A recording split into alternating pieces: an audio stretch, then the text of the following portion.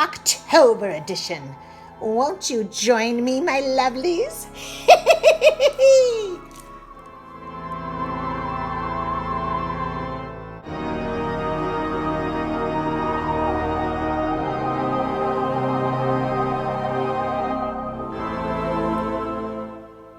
Hello, friends. This is Michelle from Tape and Twine. And yes, this is the October edition of Tea with Me, but my witchy self, other than a couple little bracelets I was able to dig up, is about all I could muster this year for Halloween. Halloween is one of my favorite holidays, if not my favorite holiday. In fact, I have more Halloween decorations than I actually have Christmas decorations, I think. And when I decorate and throw parties, they're elaborate. When we lived in a different home, in a different neighborhood, we used to throw parties that went through haunted walks through the woods and had actors and singers, and we put on plays and skits, and this is about all I could muster this year. A little bit of a Halloween fabric and a couple bracelets. I even usually have a big fancy spider ring I couldn't locate. It's probably with my witch's outfit, which is a whole thing I have, this tip top to the head to the toes witch's outfit. But this year I've been so incredibly busy that Halloween had to take a back seat. And in fact, Halloween isn't even going to happen until November 2nd in our town because of a rainstorm coming. I remember when I was a kid, rainstorms didn't change whether you trick-or-treated, but I guess now it does. So they've postponed Halloween. So, I guess it's fine that this year I didn't get into the spirit as I usually do. So I am getting the October tea with me in right under the wire. And I just wanted to welcome all my subscribers, everyone who's new. Thank you for joining me. We're going to get straight away, and I'm going to try to knock this one out fairly quickly. I say that every time, but let's see what I can do. I'm going to clear away this fabric, and then we can have some tea and start. So let's get started. This is the October edition of Tea with Me. I am having a Pickwick cinnamon tea from my friend Liz. Hi, Liz. Today, a little bit fallish, and if you're new to Tea with Me, there's a little bit of a format. Every month I try to talk about all things paper craft, bookmaking, things that are happening in my world, and I try to make it like we're having a visit and we're having tea together. So I hope you'll get something to drink, a hot cup of something or a nice glass of wine, and enjoy a little downtime with me. And let's just talk about things we enjoy. I try to always recommend a product, recommend a book, talk about a little project I'm doing, and then usually a little free-form chat about something that's happened this month relating to books or papercraft. So I'm going to take a sip and then we'll get started. Okay, so I'm going to start first by talking about why I'm a little late this month. I had two huge things happen to me in October. The first thing was opening our vintage shop, which I won't go into too much because I know that you guys are probably done with hearing about that. And I'm really sensitive to the fact that when I want to have a video up that's going to talk about products in the shop, then I want to keep that separate because, people don't want to be sold to all the time. But if you're interested in what we're doing and what we're selling, you can follow us on our Instagram, and you can look at the information in our box below. I'm just bringing it up because I just wanted to give a sincere thank you to everybody who gave us support, words of kindness, orders. You made, a very busy time very enjoyable. The second thing that happened that I really want to talk about is something I've been looking forward to for a very long time. And that's going to a workshop with this wonderful lady. I'm going to show her business card, and I will also put her information below. But Colleen Attara, what can I say about her? Before I found junk journals, I found Colleen. I didn't really know about, books and expressing yourself through the pages of homemade books. But then a friend told me about her, and I started following her. And she does these amazing cards. She does a lot of things, but what really attracted me to her was she does these cards in wonderful prints and canvases using mixed media. And her altered books are phenomenal. And they're just layers and chunky, and they're just lovely. And I always wanted to make one of my own, but seriously, I was always very intimidated by the process. I would watch videos on on YouTube, and there was all these things you had to do. You had to count pages, you had to rip pages, you had to gesso pages, you had to glue things. Every time I tried, it just ended up being a hot mess. And I do some art journaling, but I've never felt really comfortable in it. So I went to her workshop, which was a Thursday night, and started with this lovely candlelit dinner in her studio with six people from around the country. And we just talked about art and creativity and expression and got to know each other. And then we leapt into 3 days of probably the most inspirational, workshop I could have ever wanted. And I could go on, and you certainly don't want to hear about all my little details, but I will say this.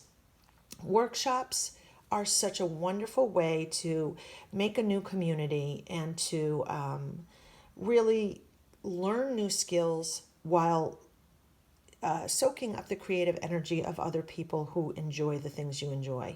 It was just really life-changing. And Colleen is such an honest, vulnerable spirit who really puts everything in her workshops. If you can take a workshop with her, I would say do it. You will not be disappointed.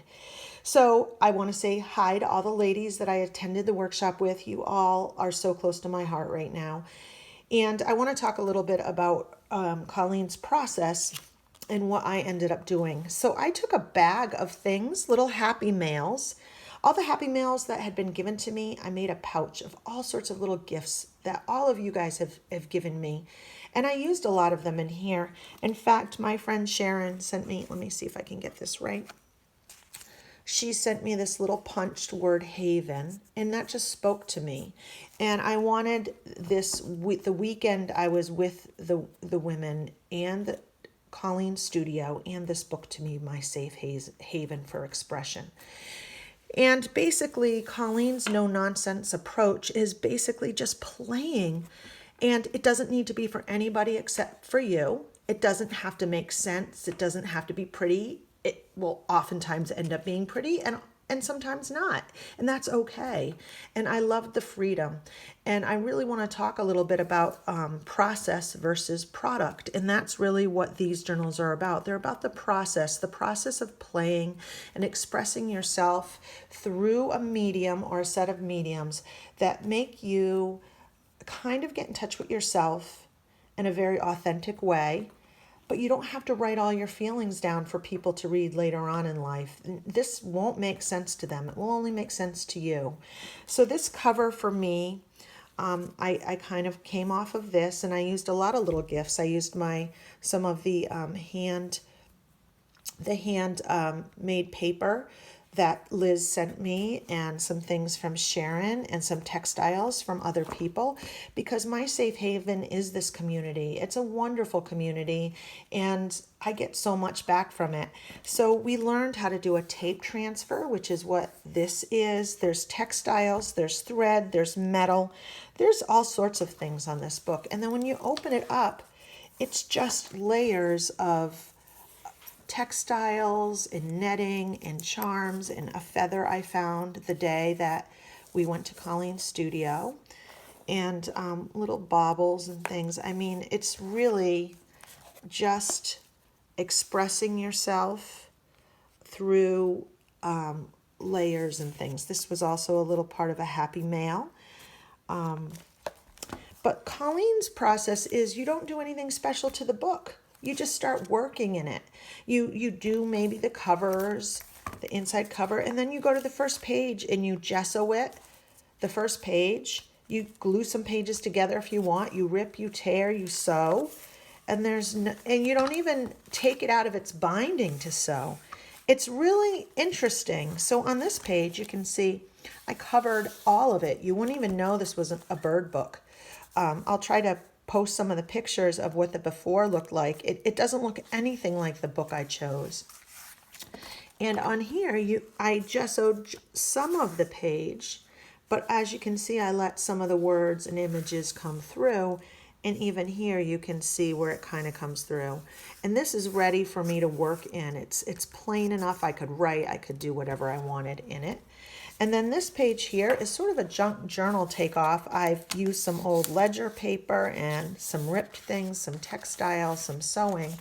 And it's a flip. It's a little envelope from that sale that my girlfriend and I went to, and it flips out. And this is also ready to go. And again, this is the picture from the page. You can see some of the text from the page, but there's still plenty of space to journal or work or collage or whatever it is. So now turning the page, this page is done. And again, I left some of the images to come through, but a lot of what I did in this book was about women and strong images of women. So basically here, I think I sewed a couple pages together just to make it a little bit thicker, and then gessoed parts of it. And then once you collage on it, it becomes quite strong. Then I ripped some pages out so that it would be, kind of bigger in the middle to make some space. But again, because you're not prepping the book, you don't rip to the spine to make it weak. You just rip and then maybe put tape or sewing or a little thin collage on it. And it just starts becoming layers. This is a tape transfer. I haven't finished working on this page.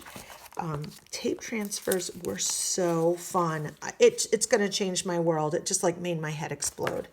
And then this page, here are the ladies that I went to the workshop with, and this is Colleen right here, this adorable pixie here. And, she taught us a lot about using our typewriter and taking vellum and sewing, and I have a little pocket here where the words that I wrote come in. And again, it's just a lot of layers of torn things, words that I've written. This is about my grandmother. And it's just really a lot. I still have a lot of work to do on here. You can see the base of the pages here, but you work as you go. And that was so freeing for me because I really felt like I was putting too much work into prepping the books and not enough work into just making them as I went. It just freed me, and the process has been amazing for me. So that's as far as I got in the workshop, and as you can see, the rest of the book is still completely plain. I have some bits and pieces to put in from the workshop. I'm going to stick her card in there.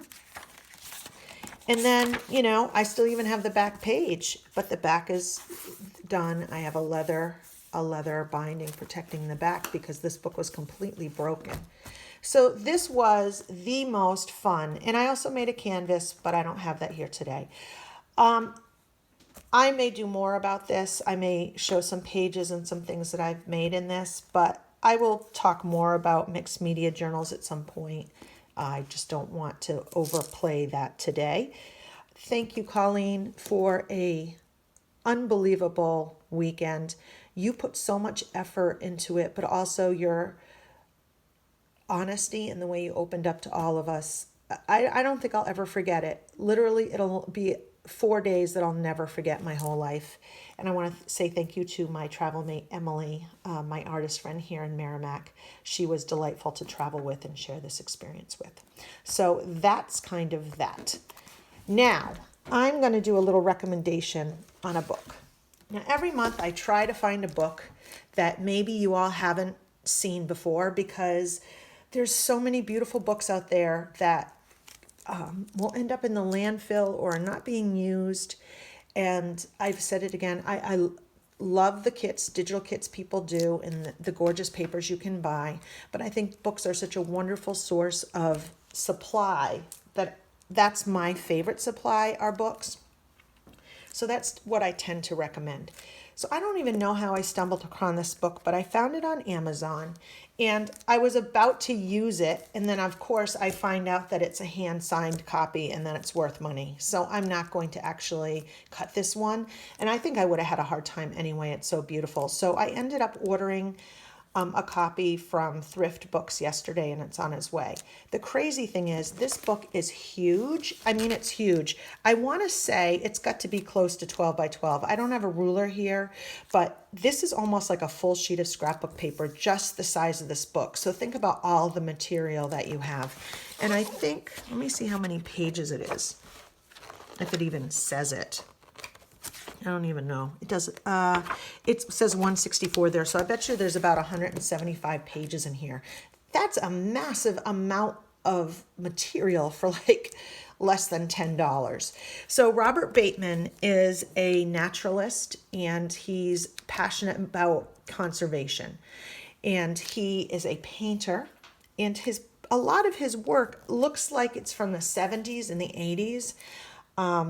This book is a fairly modern book. It's 1990, and the pages are a little bit shiny. But when I show you what's inside, I think you're going to see why this book would be so wonderful to own and use as material. So I'm going to take the cover off just because it's going to get in my way. So this is the cover, really hard, beautiful cover, thick, beautiful paper inside. One of the things is the front section of the book is very different from the back section. So first of all, here's his signature. It's a hand signed signature book, so I'm definitely going to keep this. And basically he is, look at this picture. I mean, even if you're not really into rhinos, this is just phenomenal. And it goes over 2 pages. And it has, a beautiful quote here. So just look at all this. So he does all nature, and he does a lot of things that we all love, like birds. Look at that. And it's incredible that these are paintings. This book is so big. It's gonna be hard to get it without hitting the camera. But look how beautiful. Can you imagine a cover of a journal? And this was just the bottom cover and a beautiful plate here. I mean, really gorgeous, gorgeous. And beautiful birds, bears. And then the front section here is all linen paper. And it's his story. And it's black and white, this first section, and it has a lot of his sketches. And a lot of them are really beautiful sketches that can be used. A lot of it is about his conservation work. Look at this beautiful pen and ink from 1988. He has some about his artist and his teachers and his life. But this paper is gorgeous. Some of the sketches are gorgeous. And that's the first part of the book. So the first part of the book I would use a lot for materials, the texture of the pages. Some of these black and white pieces that he does are phenomenal. And then the second page is the actual plates with his commentaries to the plates next to them. I mean, I don't know if you can see this sweet little mouse or rat sticking out. It's a white-footed mouse. And then he has really pretty scenes from the country. Look at this robin. Isn't that beautiful? I'm going to flip through these hummingbirds. I'm going to flip from the back just because I'll be here all day. I mean, really, his pages are just, look at that face.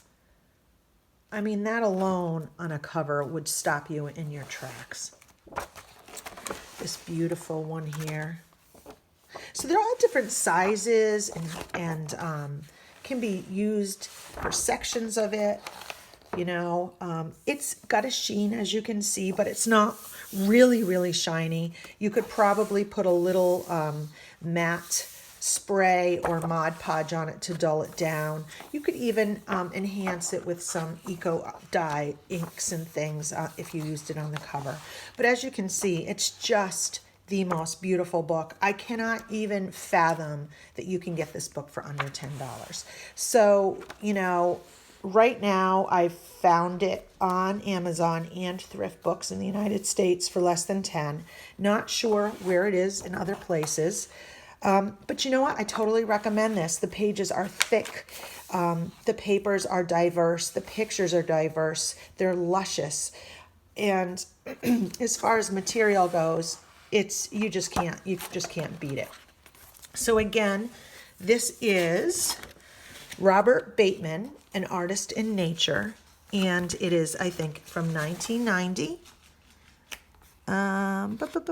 He was born in 1930, so he's 90 years old now. Wow. So this was 1990, and it's copyright Bosch Kung Incorporated, and it's he must be Canadian because it's Canadian cataloging. So I would look this book up if you can. This is what the cover art looks like, and that's what you'll see when you look online. So that's my recommendation for a book. Now for a recommendation for product, they're going to come directly out of my weekend away at Colleen's. I'll get my book again so I can show you a little bit of how I use these. So first of all, anybody who does mixed media is going to be laughing at me because it's not like this is a new thing. And I actually have some of these, but I don't have all the colors. And I don't really think I was using them very well. So it was really great to kind of use them with her. And basically, they just give a really light translucent color to things. So like right here, this is actually, I had used some paste on there to make the texture, and then that color is from the Gelato. And trying to think, all of this color is from the Gelato. And it's really just a combination, this right here. Actually, this is a combination of Gelato and glazing, which I'll get to. This right here, I don't know if you can see the green. It just gives a really nice, thin, kind of translucent color here and there to areas of your picture. This blue and peach and green were all added by taking these. They're sort of a mix of pastels and crayons. You smudge them, but they're kind of a little smooth and waxy, and you just work them into your paper. But they're really, they're very light and very subtle. So I really liked working with them. I got this set off of Amazon, and I want to say I might have gotten it for less than $20. I'm not sure. If you have a recommendation for a really good set, please put it in my comments below. I have absolutely no idea how good these are. I just know the brand name and figured it was a good place to start and experiment from there. The second thing, which has freaking changed my life, is this gloss glazing liquid. Now, my friends like Mickelnay are probably like, well, it's about time, girl. I mean, experiment and play with materials. But it's overwhelming when you don't really know what those materials do, and you don't want to spend money on it right away. Colleen had so many things to play with, and this by far was my favorite. So you just take a little bit of this on a palette and you mix a tiny bit of acrylic paint with it. And what you can do is basically paint a glaze on anything. And it's such a sheer light glaze. I'm trying to see if I have an example of it in here. You can let's say you take a page that's white, you could add a little bit of color to it and literally make that page. I think this may have been peach glaze right here. I guess I don't have an example that's big enough in here. Some of my other friends did. But you basically could take a gessoed piece of paper or it had to be gessoed or prepped. And you just put a little bit, and you can make a wash of any acrylic color, and it just makes it so translucent, but then it's a little bit, glossy, and it really thickens that page. So for mixed media, adding it to a page is just terrific. I don't think I have any in here. We'll get to this book after. I don't think I have any either. Anyway, so these two wonderful products, this will change my life, and I hope I use these more. I have to start getting comfortable with them. I'm going to talk about in November one of my favorite things to do in December, which is with Kaja Avery, and she uses these a lot. So I'm hoping that I will use them as well. Okay, whew, moving along. Let me get some tea. How are you guys? I hope October was great for you. It's my favorite month. Not only because it's my birthday and I love Halloween, but I just love the colors and the changes. And I feel like this year I really didn't do a whole lot. So as I was saying, this October, I feel like I didn't make the most of as far as like enjoying October-y things, because I just had so much going on in my personal life with the business. I was finishing up a 6-week bookmaking class at the Art Center. I had my conference, my workshop to go with at Colleen's. My son needed to go to Vermont for a open house. We needed to do senior pictures. It was just a whole lot. So anyway, I didn't feel like I got a whole lot of October stuff done. But what I did try to do every day when I took the dogs for a walk is I tried to get leaves, beautiful leaves off of the ground or off the trees. And then I microwave press them in my micro press. And yesterday I started a little project. I just, playing along. One of the things I really liked about going to Colleen's workshop was the fact that, play was so stressed. And, we get so worked up about the product and what the end product is supposed to look like. A lot of times we don't enjoy the process. And the process is where expression happens. It's where discovery happens. It's where the joy of creating happens. So if we could slow down and play more and know that what we make may not always be great, that's kind of like the place where art happens. So yesterday I was all about the process. What could I do with these leaves? And I had taken a picture. If you follow me on Instagram, I had taken a picture of some ferns that I had collected on a walk that I had micropressed, and it literally looked like they weren't real. They looked like they were stitched. And it got me thinking, what if you stitched leaves on where the veins of the leaves are? How cool would that look? Now, again, this is my first try. So this is, okay, easy girl. That's my dog, Honey. She's warning me of something probably pretty severe, like a squirrel, or that my neighbor is getting something delivered. So I thought, you have to think about the fact this is just my first try. This is my playing. It's not refined yet, but I took some denim and I took a leaf that I pressed and I, put it through the laminator so that it would, stay good. And then I started stitching on the veins. Not the best stitching, but I think it's pretty effective. And I thought this is kind of fun as a pocket in a journal. And I have this really old book. Look how old this book is. It's like, all right, hold that thought. Sorry about that, folks. So I got this book at a flea market. I paid $1 for it. It was falling apart. I mean, it is falling apart. The cover is awesome. It's very plain, but it has all sorts of old pieces of tape on it. I'm going to put that back on at some point. This is hand marbled paper that's fallen off. And I think it's from 1860. And I brought this to Colleen's, and this is just going to be one of my workbooks. I know, you're probably like, how can you do that? But this book is falling apart. There's not much I can do with it, and I want to make it into something else.